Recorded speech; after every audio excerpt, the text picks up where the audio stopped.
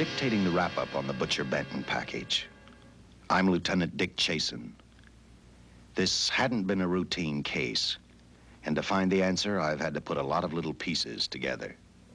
It began on the day most cases can be called closed. It was the day before the butcher was to be executed. He was visited by his attorney, Paul Lowe, in the death house. It was at this first meeting the Butcher Benton case took its first switch. Well, that's it, Butcher. The evidence against you was so strong, the governor turned down your appeal. You're a rotten liar, Lowe. You started railroading me from the beginning of the trial. And now you're still trying to throw me curves. Look, I don't blame you for being edgy, but get this straight. I didn't double-cross you. I never worked harder for a client. You mean you never worked harder for a client to get him sentenced? You were a fool, Butcher. If you hadn't tried to double-cross Squeamy Ellis and Joe Marcelli, they wouldn't have turned state's evidence against you. But you had to get greedy. You wanted to keep the whole $600,000 for yourself. Well, the boys got sore, and I don't blame them. It was all your idea. You planned the whole job. You hired us. When you found out I'd staged the money, you decided it was time for me to die. You got those two crumbs to turn state's evidence on me. You stinking rotten mouthpiece. We both know that isn't true, Butcher. Now, look, what's the sense in not giving me the money? It's not going to do you any good. Well, I'll have the satisfaction of knowing that none of you three crumbs are going to spend it. What about Eva? Don't you owe her something? You tell me where the money is, I'll see that she gets your share. I've got a different idea. I'm going to kill you and Squeamy and Joe. Then I'll take care of Eva myself. You thick-headed ape, you're going to die tomorrow. Remember what I said. I'm going to get you, all three of you. Even for you, Butcher, that'd be quite a trick. So long, dead man. Remember what I said. I'm going to kill you, all three of you.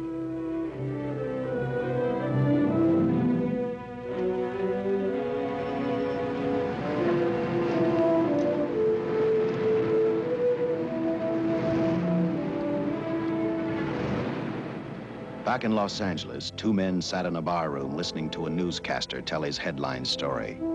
He played up big the butcher's threat to kill Paul Lowe, Squeamy Ellis, and Joe Marcelli for their having turned state's evidence against him. Squeamy Ellis didn't seem happy over the butcher's threat. Neither did Joe Marcelli.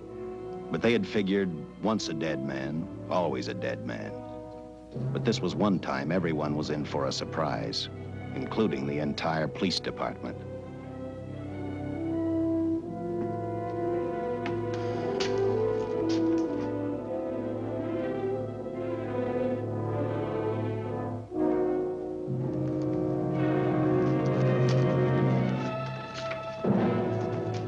You seen the headlines, Captain? Teletype just came in from San Francisco. Butcher's execution is set for 5 o'clock this afternoon. And like the newspapers say, he still refuses to talk about that stolen money. Well, I still have hopes of coming up with something. That's what I dropped by for, Dick. With Butcher's execution, the department's marking it case closed. That means you'll be reassigned. I've spent a whole year trying to break this case. As far as I'm concerned, Butcher's death is just the beginning. Of course, I can't prove it, but I think that Paul Lowe was the top man. And even though I have to keep working on it while off duty, I'm going to get Lowe, Squeamy Ellis, and Joe Marcelli. Okay, Lieutenant. Officially, I've taken you off of the case. Unofficially, I wish you luck. Do me a favor. Keep me posted. Will do. Thanks, John. I headed for Eva Martin. She worked in a local burlesque house. I'm a cop, and my job is to ask questions and get answers. So I decided I might as well start again with her.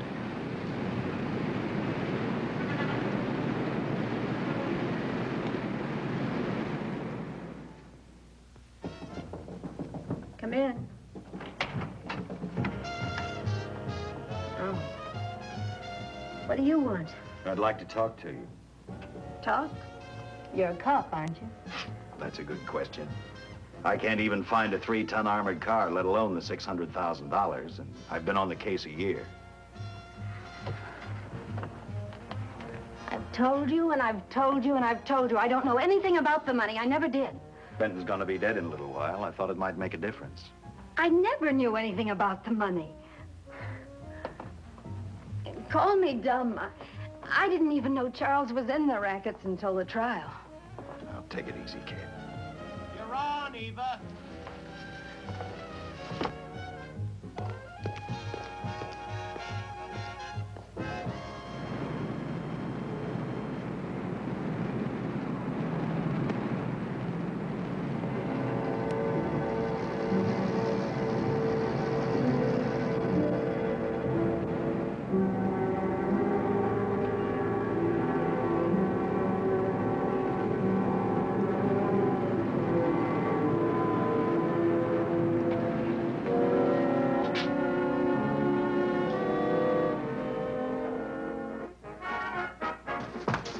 Honey, here's your wrap.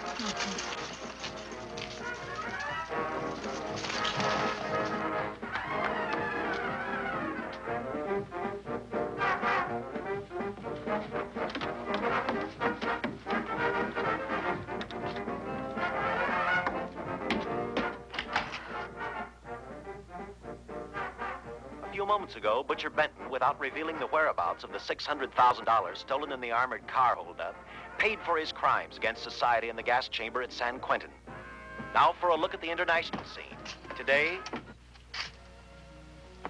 Come on, baby. Don't waste tears on Benton.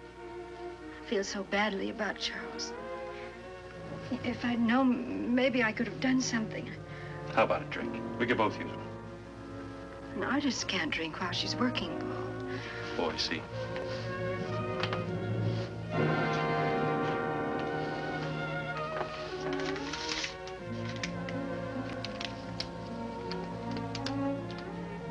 What's that? Well, now what's the matter? It's a message from Charles. He told me to open it if he died. Finale, Eva. All right. How about a steak after the show? No, thanks. Not tonight, Paul.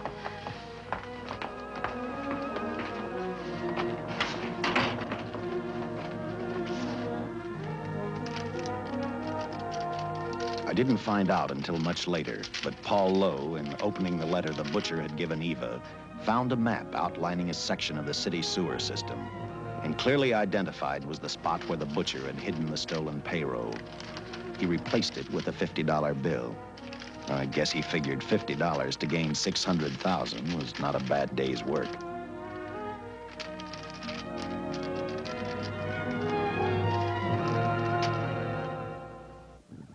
And a few hundred miles away in San Francisco, the case took another switch, which turned the next 72 hours into one long, hideous nightmare. Dr. Bradshaw, a distinguished biochemist, was making preparations for a final experiment which he hoped would lead the way to a cure for cancer. He'd been successful with laboratory animals. The last step called for a human body. And Dr. Bradshaw's assistant quickly made a deal with a local mortuary and returned to the laboratory with the dead body of Butcher Benton.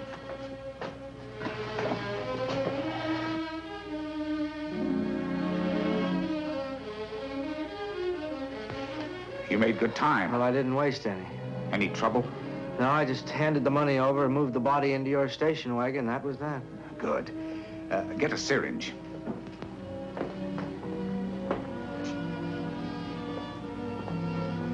He's in good shape. Well, I hope so. We'll get other blood samples later. We'll run this one through fast. Right. Now wheel him into the machine and then raise him. Right.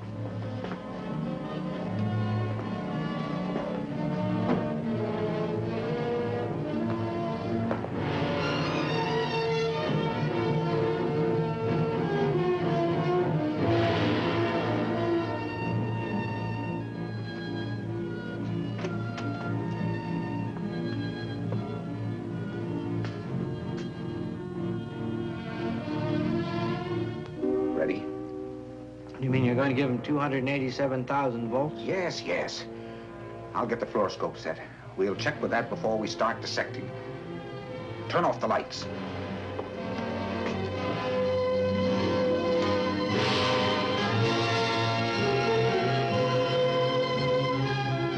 There you are, old boy. If you respond properly and my theory is sound, you'll be more famous dead than alive. Throw the switch.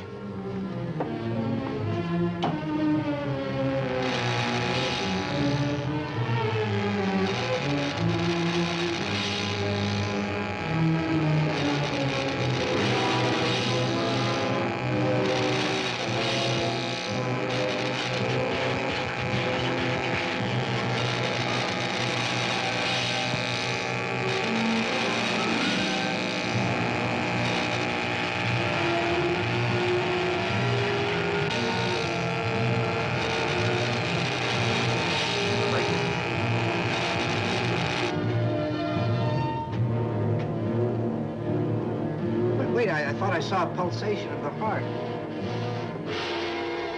You're right. Dr. Bradshaw is beginning to breathe. You've brought this man back to life. No. The heart muscle has simply responded to a terrific electrical shock, that's all. Yes, but it does prove that the cells still function. Dr. Bradshaw, he is alive. A shock reaction, it can't last. His cells are multiplying now, if your theory is right. We could keep that reaction going longer. But it's worth a try. Get the body out.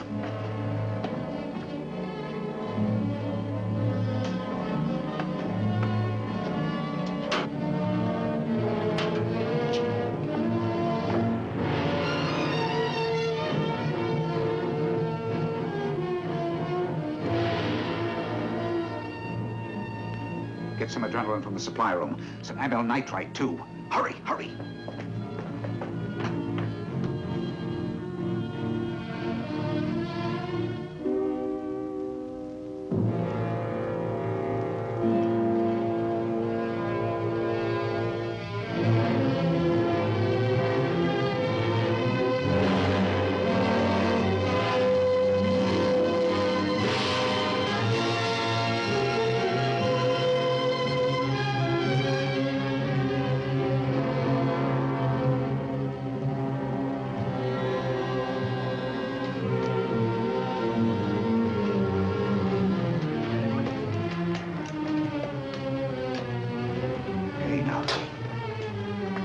Mustn't move. Your heart can't stand the strain.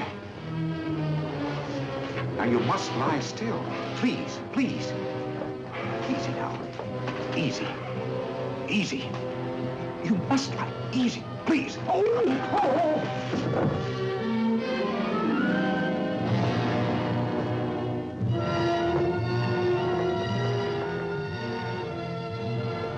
Dr. Bradshaw's experiment had given life back to the butcher. He tried to talk, but the electrical voltage had burned out his vocal cords. Yet it hadn't destroyed his brain. He knew who he was. He knew who he hated. As he stumbled about the room, I think he thought only about one: kill Lowe, Squeamy, and Joe Marcelli. The tremendous electrical voltage that Dr. Bradshaw had given the butcher had increased his cellular structure to the point where he was no longer a man. Dr. Bradshaw's experiment had created a vicious, brutal animal with an almost inconceivable amount of strength. Dr. Bradshaw must have believed the butcher's regained life would last for only a few minutes.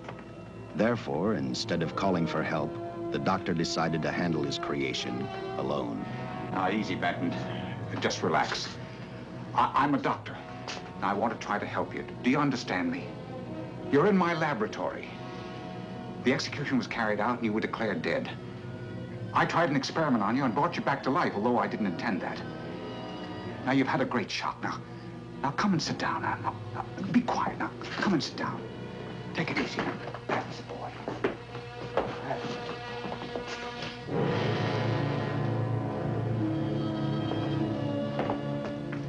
Careful. His reactions are violent. How do you explain this? Each cell must have multiplied 100 times, perhaps thousands. His strength is unbelievable. No, it's too late for the amyl nitrite. I want to get some blood samples, make some tests on him, find out what's happened. Get me a syringe.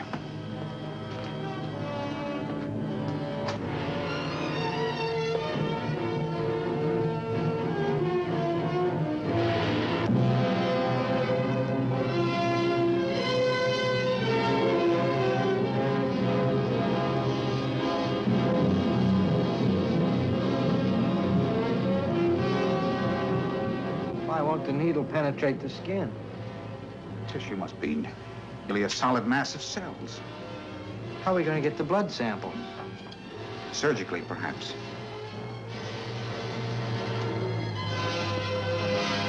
Now, easy, man. Take it easy. You can't leave here now. I'm responsible for your being alive.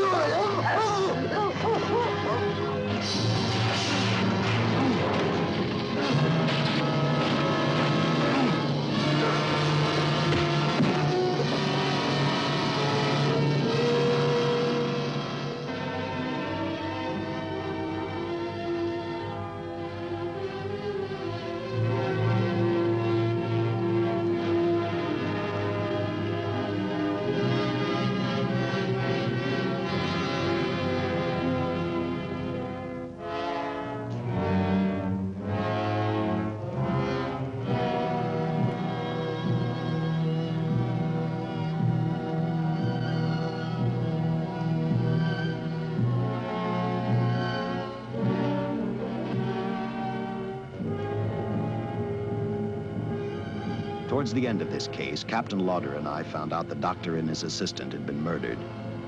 But I'm getting ahead of my story. The butcher didn't know how he had been brought back from the dead, and he didn't care. All he knew, he was alive. Then this monster-made man started thinking about Los Angeles.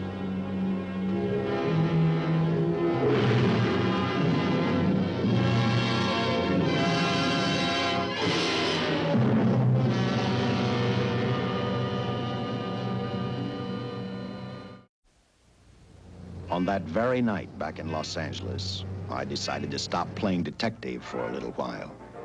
I went to the burlesque house to ask Eva to have dinner with me. After all, the butcher was dead, and if I got lucky, sooner or later, I figured Paul Lowe would lead me to the stolen payroll. In a way, that possibility made me even feel better. It's not fair to watch the show from backstage. Next time, I'll pay admission. I take it by that remark you like my routine. Yeah, you're pretty good. What I can't figure out, though, is why you stay in a place like this. It shouldn't be hard for someone like you to get a job in a class spot. If you weren't a detective, I'd be willing to bet with a line like that your next remark would be, how about dinner? Well, not exactly dinner, but a hamburger might be a good idea. If you're asking in an official capacity, I can't say no. I'm off duty. For the past 6 months, all I've ever called you is Lieutenant Chasen. Do you have a first name? Dick. Give me 10 minutes for a quick change, because you just made yourself a date, Lieutenant. I mean, Dick.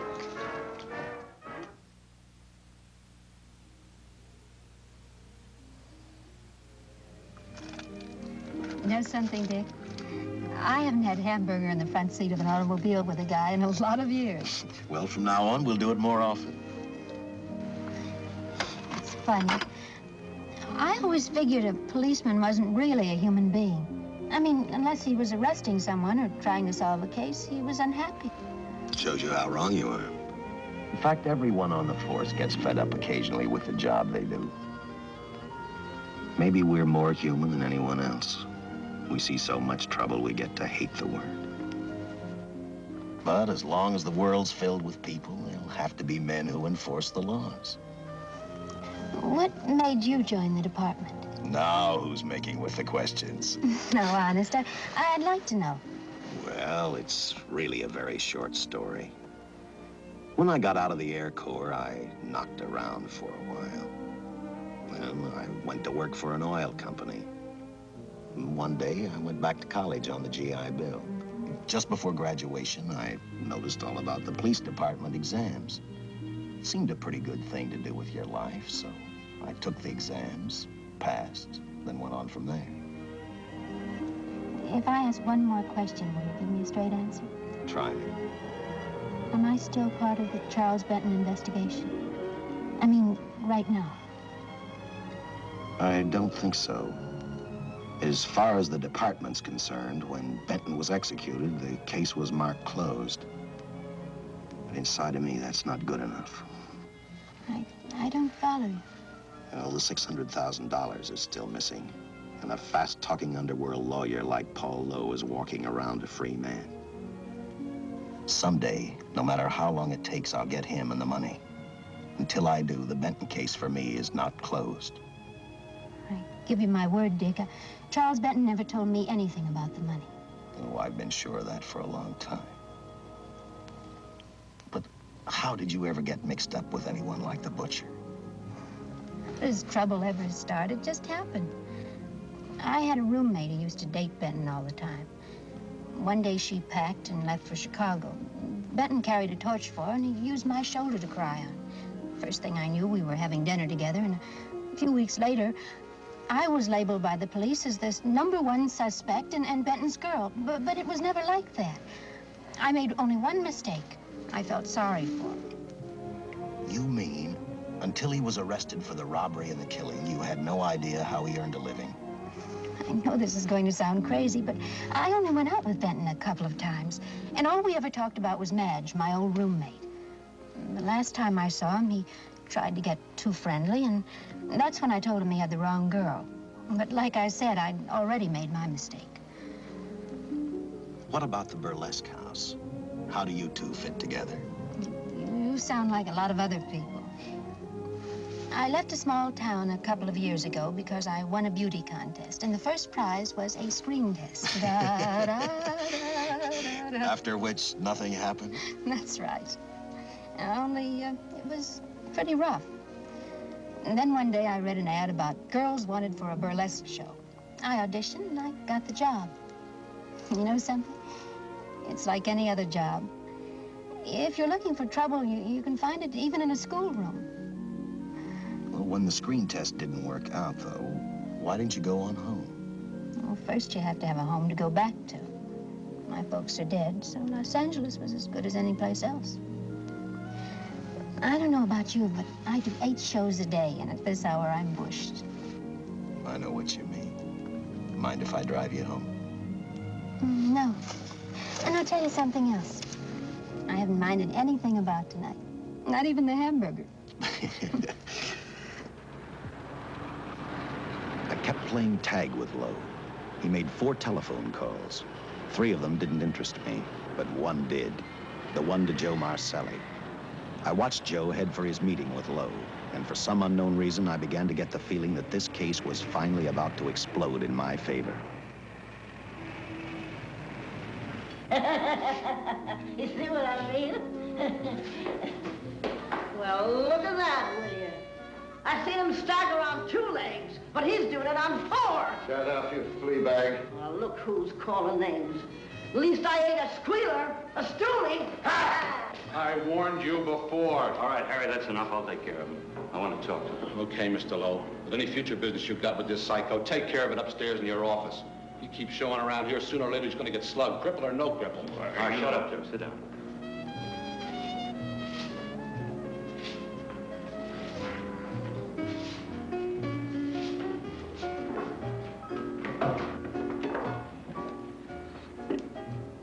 I need a shot, bad. You'll get one after I talk to you. You sober enough to understand? Yeah, I run out of dough. No wonder. Look at you. You used to be the best torch man in town. Now I don't think you could crack a safe if you knew the combination. No jobs. Nobody wants me since I turned states on Benton. That's your doing. You taught me into All right, it. quit crying. I got a job for you. If you can stay off that stuff long enough. You know I can if I've got a job. How much? What is it? It's $2 grand in it for you. Where? Right near where he pulled the job. Interested? $2 grand ain't much out of 600,000. There'll be other expenses. Besides, that money's plenty of it. Now, you want it or do I get another boy? I'll do it. How soon do you want me to go to work? Set it up for tomorrow night. Call me before noon. I'm going to the races. 1. And that's all. The job's over.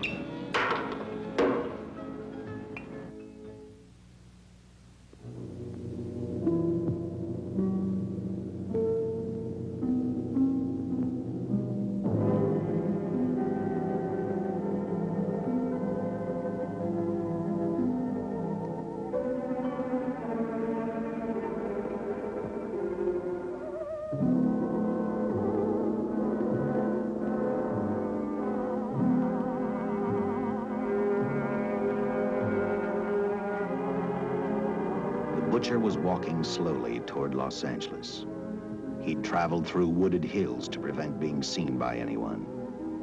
Finally, he came to a quiet road. He stopped to get his bearings. And then he saw her, and he saw something else. An automobile. For the butcher, that rang a bell. With a car, he knew by the next afternoon he'd be in Los Angeles in plenty of time to catch up with the 3 men who had double-crossed him.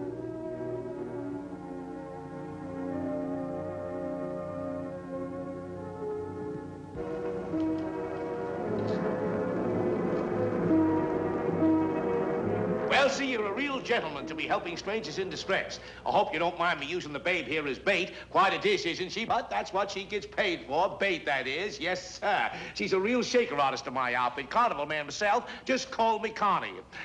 Yeah. Well, friend, we're in a little bit of difficulty here. Got a flat tire, brand new car, no tools in the back. Why, some of these dealers make my carnival grifters look like babes in the woods.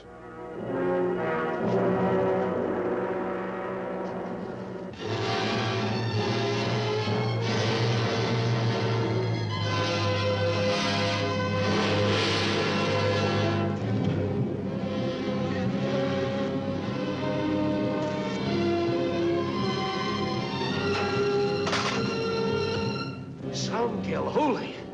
Say, who you with, friend? Let it down. Let it down. No matter who you with, friend, believe me, I can do better for both of us. I'll make a fortune for the both of us. Oh.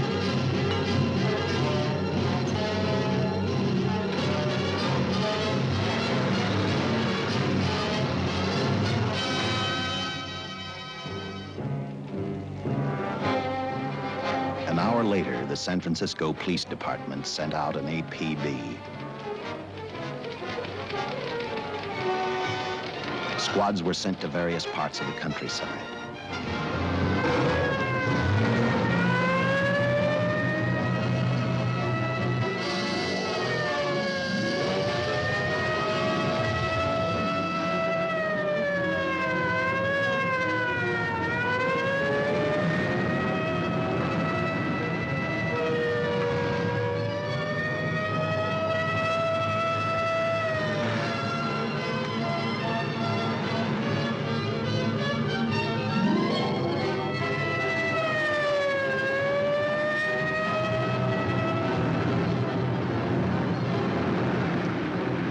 Roadblocks were thrown up to catch the cold-blooded killer the hysterical girl had described. Each squad kept reporting back to central headquarters, and each of their stories was the same.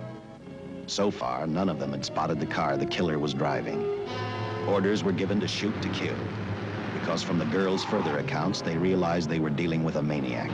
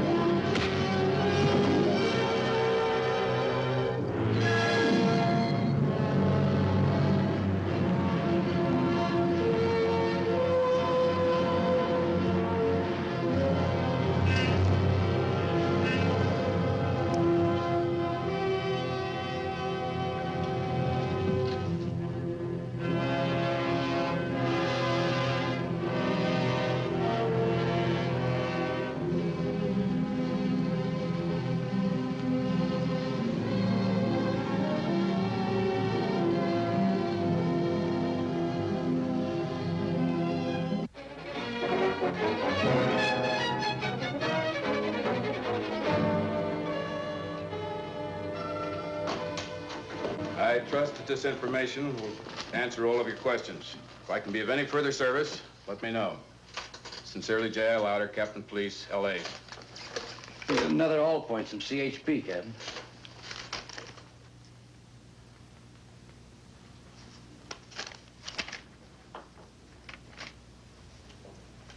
These reports sound like they come from a bunch of loonies. You sure do. There it is. Sergeant. Yeah. I want Lieutenant Chasen to look these over as soon as he comes in. All right, Captain. The next morning, I read the stories of the brutal murder of the 2 police officers.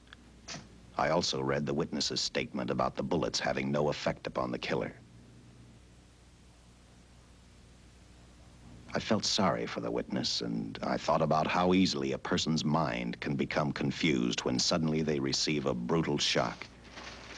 I didn't believe a man existed who could not be stopped by a slug from a .45. Good morning, Captain. You and the rest of the force are going on 24-hour duty. Seen the headlines? You mean this guy that's running amok up north? Yeah, the latest report, he's killed 2 police officers. Made a getaway in a green coupe heading south. I've got a hunch this killer's gonna be our baby. He could be in town right now. Yeah. You better get started, Lieutenant. Okay. Any new leads on that holdup money? I think the girl can probably be counted out. If any of the others are wise, they're keeping mighty quiet. Let it ride for now. The whole force is gonna be on the spot until we catch this killer. Newspapers will have a field day.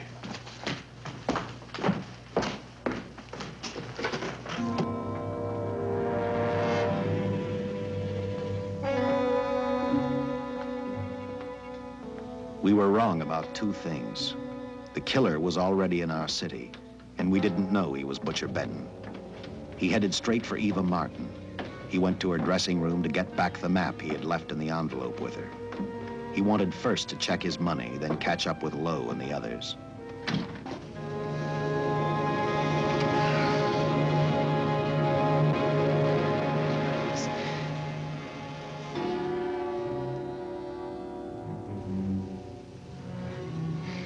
Can't be. But you do look like him. Only different somehow.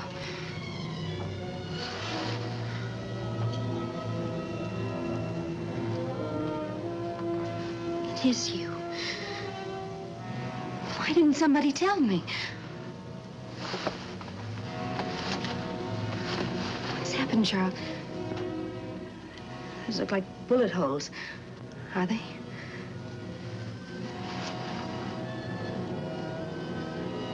There isn't even a mark.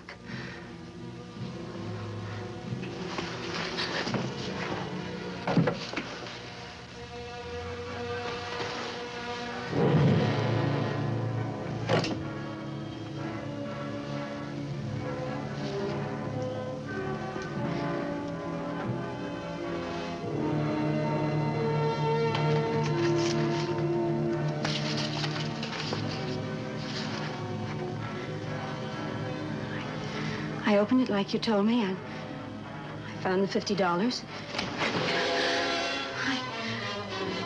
I didn't know why you left him. Oh, Paul didn't know why he was here.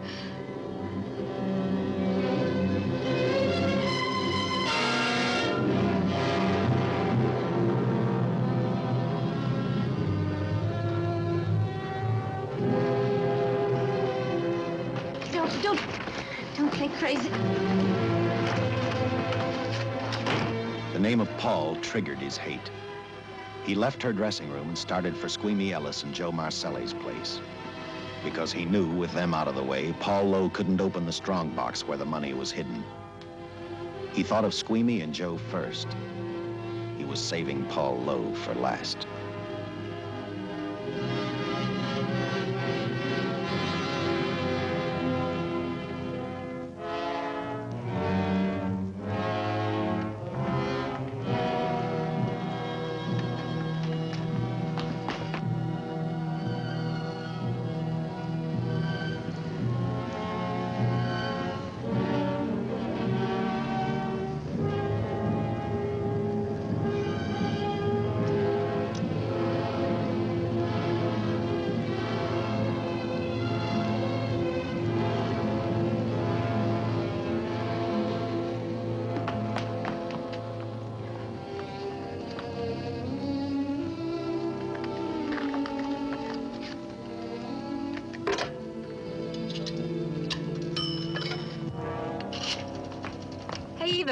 borrow your eyebrow pencil?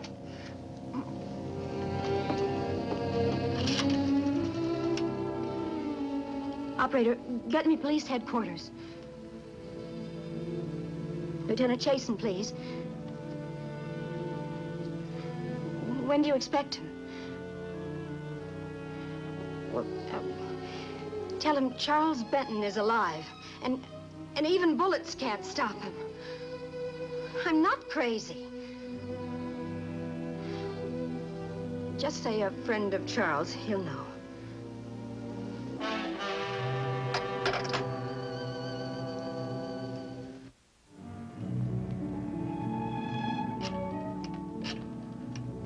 After leaving a message for me, Eva telephoned Squeamy Ellis.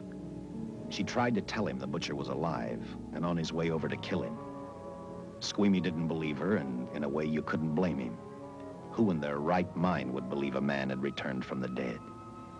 What Squeamy actually believed was that the butcher, before his execution, had hired a killer to carry out his threat.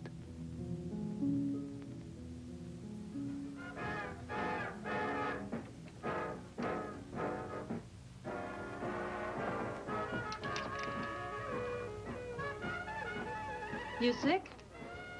What? You don't look so good to me. 10 minutes, Eva. All right. Say, Eva, I could take over the matinee trick for you. What? It's easy. Look, Eva, I can do it. Scub-up-de-doo-doo-doo. Oh, Francine, I just thought of something. Yeah? Eva agreed to let Francine do the show. She hoped she'd be able to interrupt the butcher before he arrived at Squeamy's hotel. Or, failing that, at least be able to warn him to stay out of sight. You wanted me, Captain? Yeah, I just had a rundown on those fingerprints of the stolen car up north. We got nothing on the driver who was killed or the woman with him. Take a good look at these. There's something funny about these. Yeah. And the boys in the lab can't figure it out either. Those are the killers. They were found on the steering wheel. Looked like they'd been stamped in with a steel die. They sure do. These are Butcher Benton's. What? Well, they look the same to me. How do the lab boys explain that? They don't. Their best guess is a twin brother. An identical twin could have the same pattern of whorls with only slight variations. Ever hear of the butcher having a twin brother? No. Even if he did, it wouldn't explain these freak prints. You didn't pick up your message, Lieutenant. Some wacky dame calls you. And she says Charles Benton is alive, and bullets won't stop him. If we buy the twin theory. Who was she? Where'd she see him? Well, she wouldn't leave her name. Sounded kind of hysterical to me. Said she was a friend of the butcher's. Eva Martin.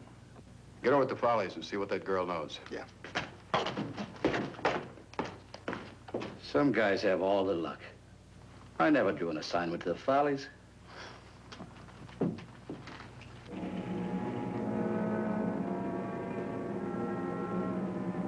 Meanwhile, the butcher headed for Squeamy's hotel. He didn't seem to be in any particular hurry. Actually, he seemed like any normal person, on his way to work or on his way home.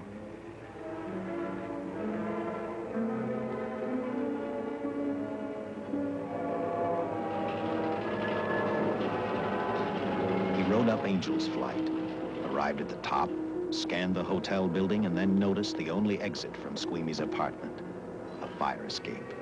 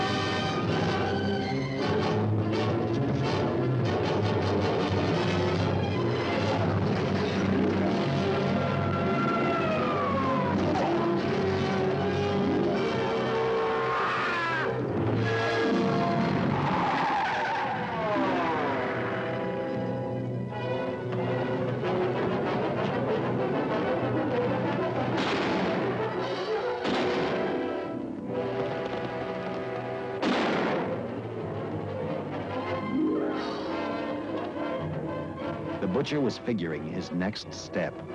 And as he looked at the dead cop, he thought about Paul Lowe, the next man on his list. Seen Joe Marcelli? Not since last night when I told him I didn't want him around here no more. Give me a shot.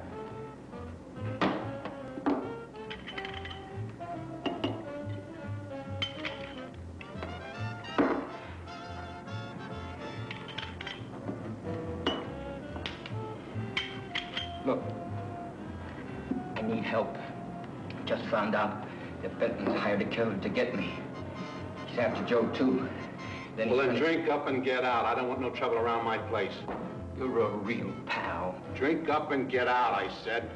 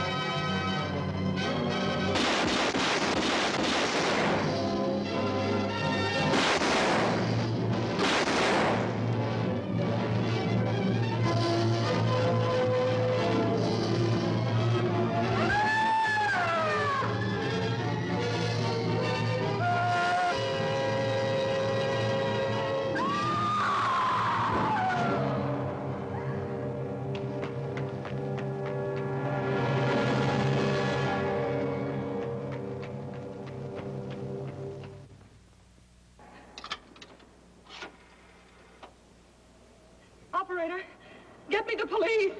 Police! Yes!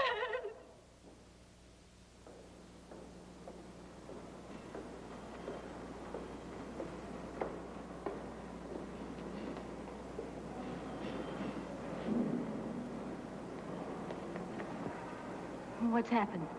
A guy named Squeamy got thrown from the 5th floor. He's deader than a mackerel. Customer of mine. You mean Squeamy Ellis? Yeah, that's it. Just Squeamy. No one else was killed. Ain't one enough?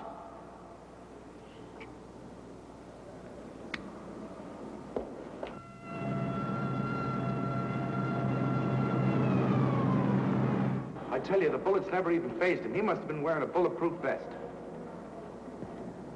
God help us when the papers get a hold of this. Keep an officer on duty here till you hear from me. We'll get a stakeout on Joe Marcelli. I'd like to talk to Joe. Lauder, I'm going to call San Quentin. Suppose Benton is alive. Every available man's been put on the case now. Yes, sir. All right. All right. Anything new? Report on Dr. Bradshaw, owner of the station wagon. The San Francisco police located his laboratory in the basement of an electrical power receiving station. Bradshaw, what's he know? He's dead. And another man, too, his assistant. The lab is a shambles. But now we're getting some action from San Francisco.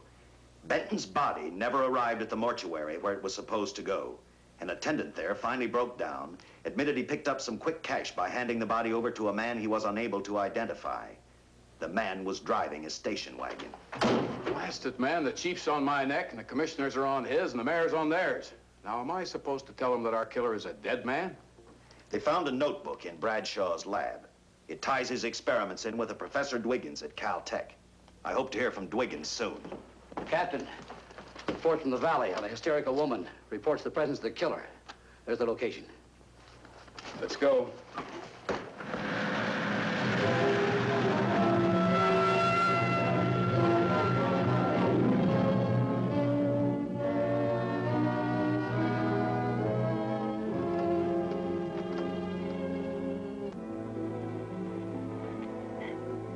You and your boyfriend had a little fight, and he got out of the car to take a walk.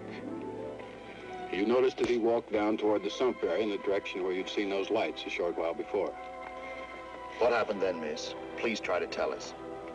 Well, I just sat there a few minutes, I guess. I was pretty mad. Then there was a loud crash, like heavy metal, sort of, from down here. I got out of the car to get a better look. I heard Jimmy cry out something. I couldn't make out the words. Then down here, in a patch of light, was Jimmy. And coming toward him was this man.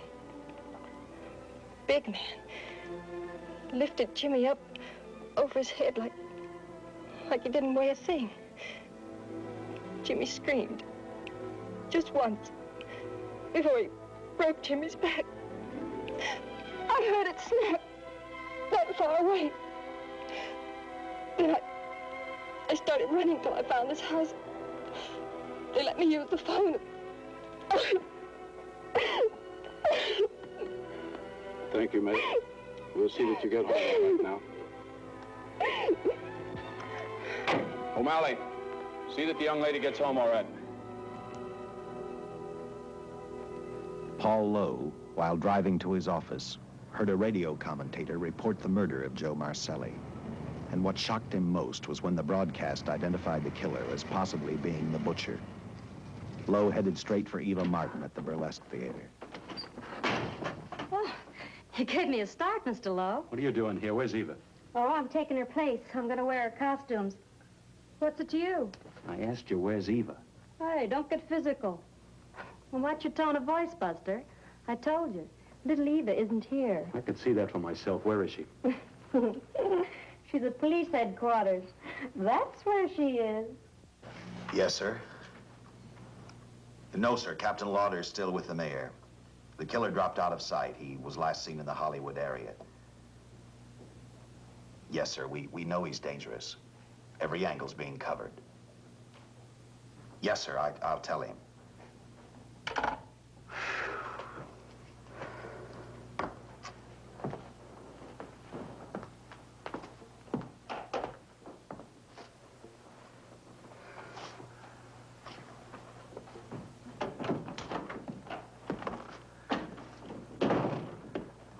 Here, see how these fit.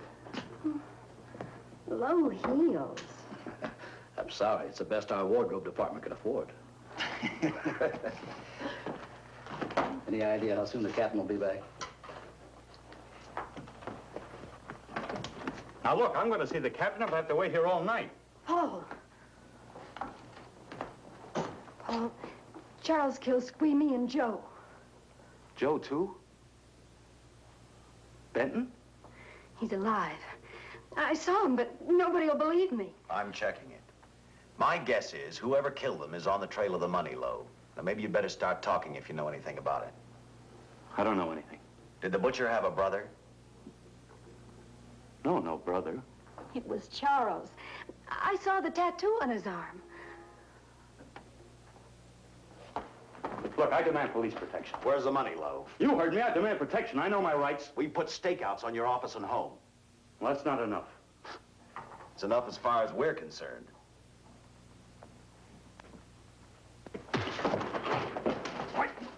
Now you gonna book me, Sergeant? Dan, throw away the key.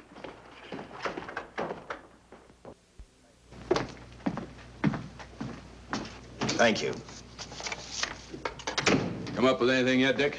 Oh, we've checked every hotel, motel, and rooming house in town. We've run a cross-check on every hangout Butcher ever used. Net results, blank. This is incredible. We not only discover a dead man turned killer, but it's beginning to look like he plays ghost, too. He's somewhere in this city, and if we have to take it apart brick by brick, we've got to get him. I may be way off, but I think Paul Lowe could tell us a lot. Maybe, but it's a cinch he's not going to. Well, suppose he had no alternative. You better grab some coffee. Your mind's beginning to play tricks on you. No, now, wait a minute. When Lowe came to us for police protection, it was because he was scared stiff the Butcher would add him to the list of Squeamy Ellis and Joe Marcelli. Go on. It figures, too. When he slugged the sergeant, he knew we'd book him right away. Oh, this Lowe's a pretty cute character. But we can play the same game. You mean we'll threaten to release him? Well, not exactly. You tell him you realize that he was excited, that throwing the punch was accidental. Tell him we're not going to make a charge, that he's completely released. Lieutenant, you know we can't do that. Lowell made his first mistake when he hit the sergeant, and that'll get him a year. As far as the department's concerned, at least it's a small victory. If my hunch is right, Lowe won't want to be on the streets with the Butcher looking for him. And he may talk, and talk a lot. Enough maybe for us to get rid of him permanently. Even lead us to the Butcher. If he's frightened enough, that might work. But if it doesn't... No, Dick, I'm not going to release him. I want him out of my way so bad I can taste it, but not bad enough to be responsible for getting him killed. The good thing about that, Captain, is the fact we know it, but Lowe doesn't. Let's give it a try. All right, Lowe. Come on out. I think you'll find everything in there. You're free to go, Mr. Lowell. Wait a minute. Who do you think you're kidding? You arrested me for assaulting an officer. Court, I'll plead guilty. With luck, I might get off with 6 months. For a lawyer, you're forgetting a very important point. If no charge is made, there's no trial. It was a tough day for everyone. We figured your nerves were on edge, and when you threw the punch, you didn't know what you were doing. I've squared everything with the sergeant. It's all over, all forgotten. Yeah? Why'd you bring a stenographer? Simply because I wanted a record of our conversation at the time of your release. Okay, Lowe, let's go. Oh, wait a minute. Once out on those streets and I'm a dead man. You let me go, you'll be responsible for murder. Oh, come off it, Lowe. You're imagining things. You know the Butcher threatened to kill me. You set me free, he'll do it. Well, that's just a risk we'll have to take. But the way I look at it, Mr. Lowell, you'll be okay. Look, Captain, I'll make a deal with you. You keep me here and I'll tell you how to recover the money. Maybe even catch the Butcher. No deals, Lowell. You'd probably tell us anything just to stall for time. Come on, let's get out of here. Now, wait a minute. All right. I'll tell you the truth. Start taking this down. I, Paul Lowe, hired Butcher Benton, Squeamy Ellis, and Joe Marcelli to pull off the armored car holdup. And then Lowe continued with his confession. He told us about finding the map. He showed us the exact location of where the Butcher had hidden the stolen payroll. And he gave us a most important answer. The explanation as to how the Butcher was able to elude detection. His means of escape was the sewer system beneath our city.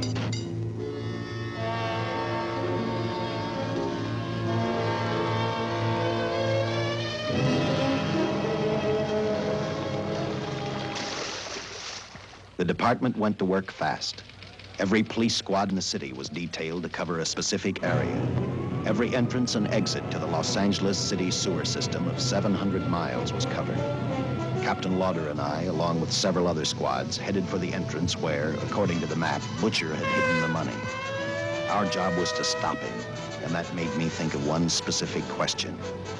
When we found him, could this monster be stopped? I, for one, wasn't sure.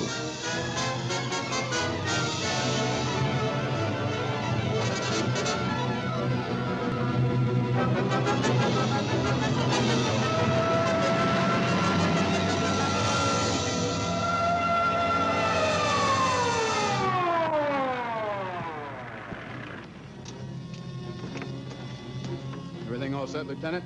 City engineers mapped out each possible exit. A squad of officers are spotted at every point. If the butcher can be caught, now's the time. Well, after I talked to Caltech, I called on the fire department for a little help.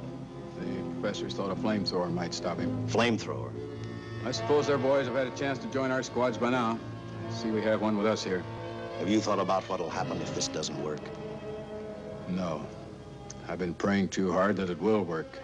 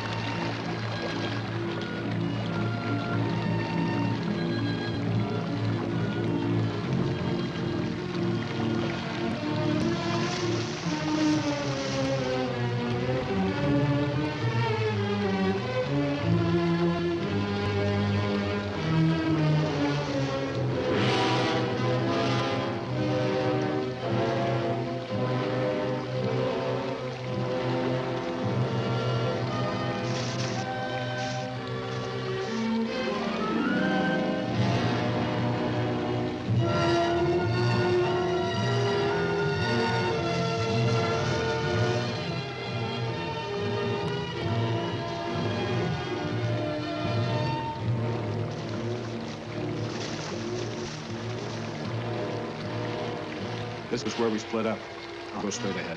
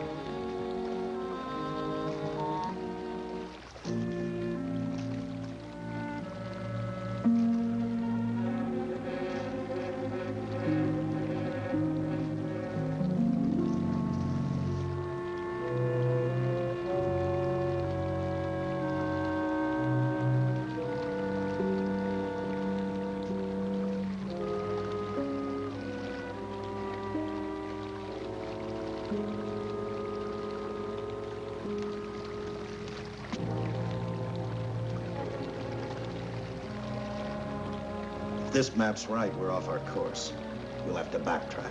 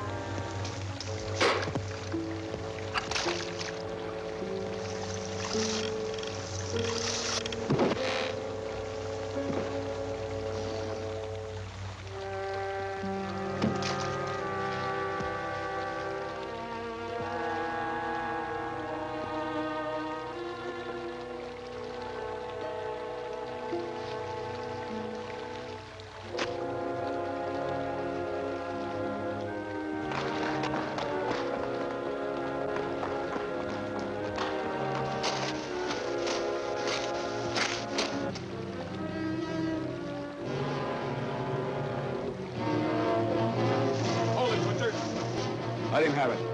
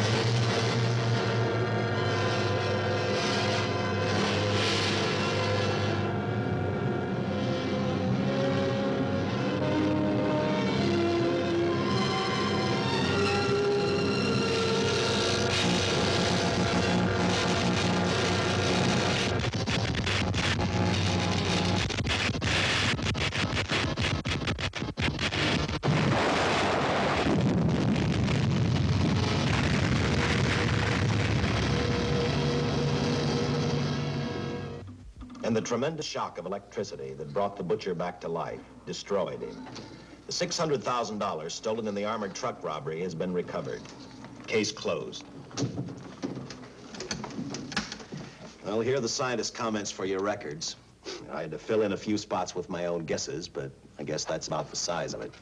Did you get any sleep? Oh, some. Not much. How's the girl today?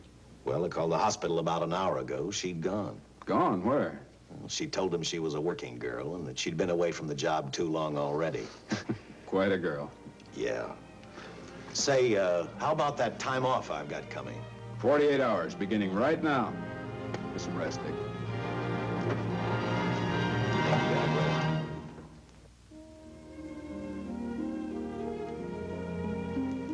know something, Dick? The past 72 hours seem like a bad dream. That rest in the hospital today really gave me a new lease on life. Now that it's over, I can't believe it actually happened. The important thing is to remember it is all over. I suppose you'll be assigned to another case. I'll have to give up hamburgers in the front seat of the car for steaks in a restaurant. No, I've thought about that. In fact, I decided to do something about it. I started by talking the captain into a short holiday, and just about an hour ago, I got you fired. What? What did you do that for? I figured that being my wife would take up all of your time. Even if I wanted to say no, I couldn't. You're not supposed to say no to a detective. I figured that, too.